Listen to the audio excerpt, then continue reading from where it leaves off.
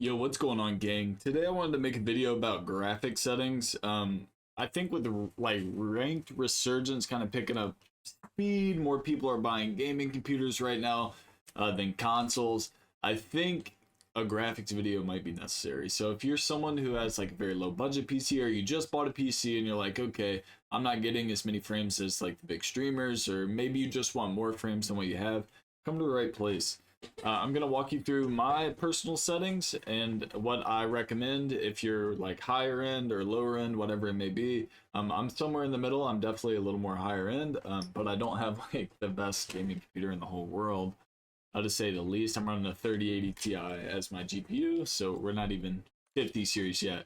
I would make sure NVIDIA Reflex Low Latency is on if you are rocking a 3080 or higher. If you're anything lower than that, like if you're still 20 series or 3070, whatever it may be, I would run on plus boost.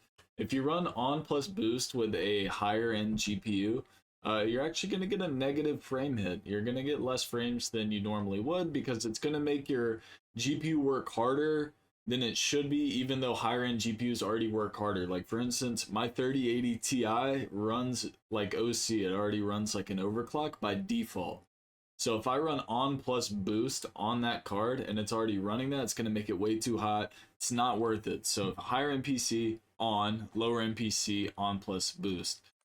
For the quality, I play render resolution at 1440p.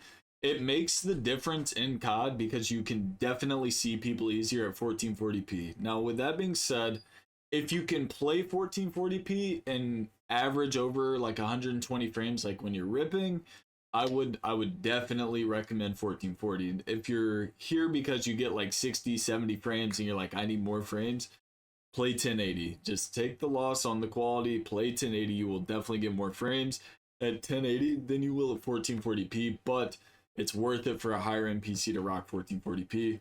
Dynamic resolution is going to be off for me.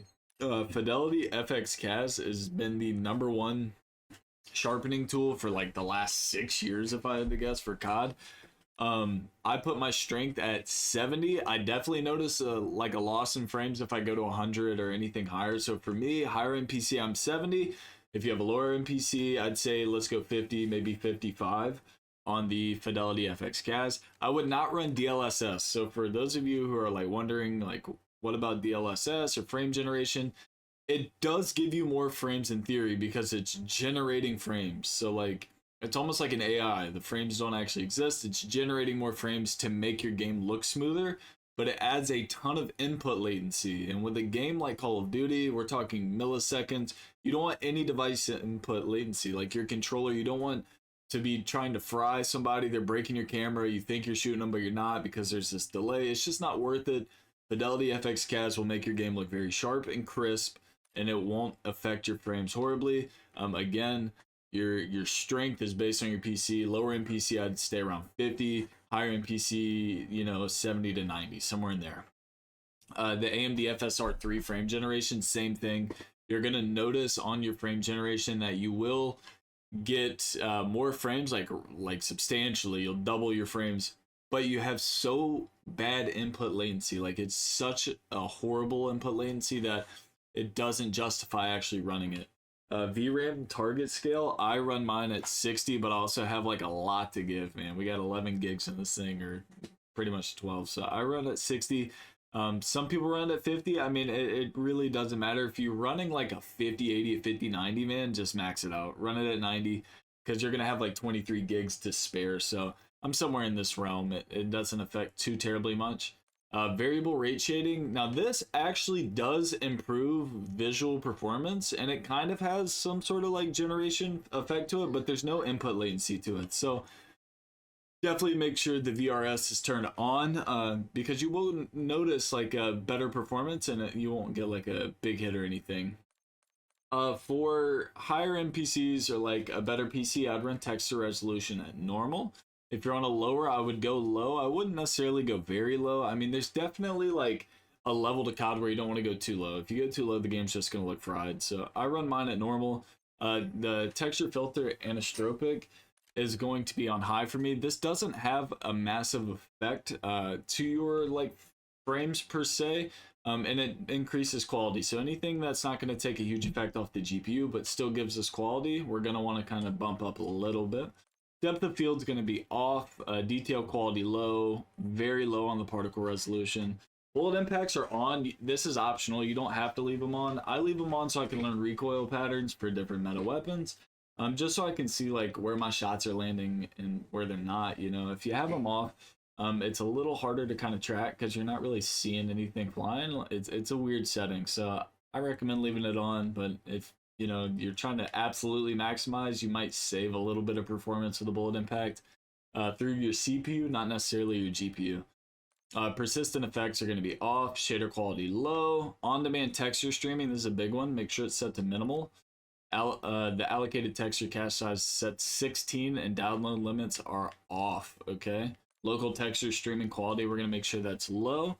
All of these next settings are going to be either low or off, so shadow quality I've set to low.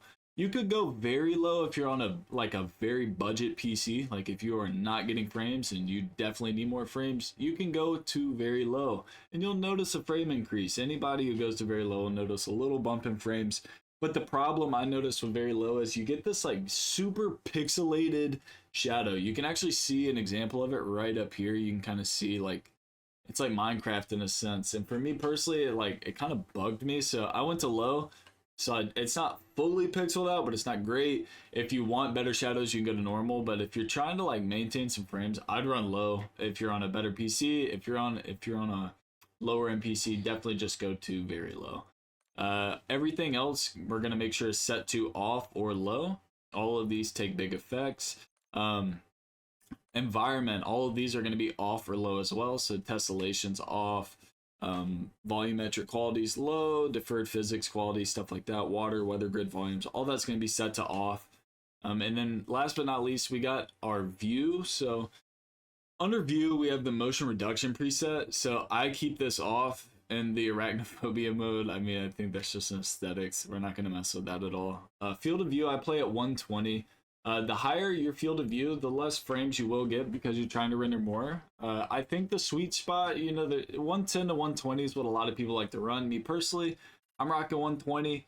I wouldn't mind trying 110. I haven't ran it in a long time.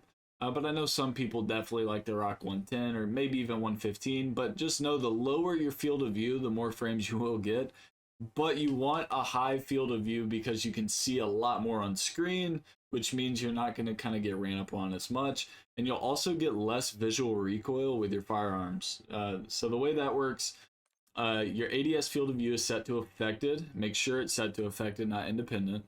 When you aim down sights, your crosshairs are going to be smaller because everything will be a little zoomed out. Your field of view is opening up, so everything in front of you kind of gets smaller.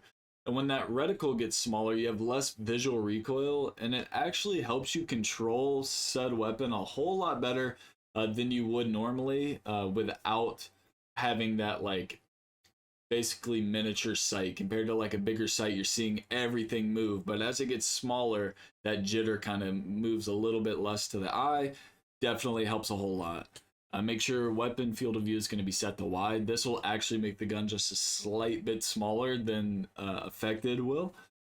Third person field of view is set to 90 wide. Motion blur and weapon motion, world and weapon are off. You want to make sure both those are gone. And then first person camera movement, set that to least. You don't want like your camera going crazy when a grenade goes off. By default it's set to 100, which is crazy. Set it to least, man. We're not trying to get that.